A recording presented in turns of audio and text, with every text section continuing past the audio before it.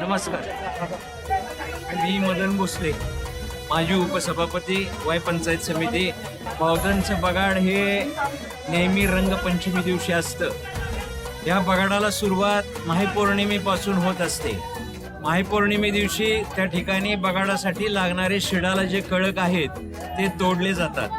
त्याच्यानंतर होळी पौर्णिमेला ह्या बगाड्याचा मानकरी कोण बगाड्या हे त्या दिवशी रात्री 12 वाजता भैरवनाथाच्या मंदिरामध्ये ठरत असतं.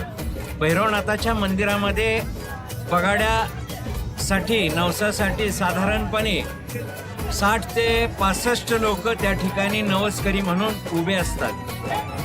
त्या ठिकाणी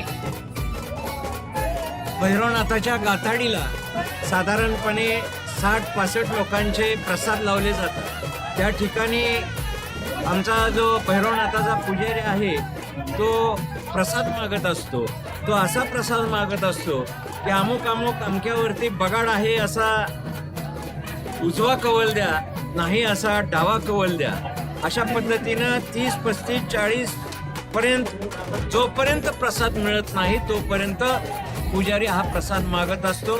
या वेळेला 37व्या नंबरवरती हे प्रसाद मिळालेला आहे आणि तो 37वा नंबर विठ्ठल सोपान कदम हे या बगाड्याचे मानकरी झालेले. आणि या रथासाठी एका जागेवर तर सुंदर चांगली भाळ मापाची खिल्लार जातीची बैल पाहायची असतील तर तुम्ही सोनेश्वर या ठिकाणी यावं एवढी विनंती.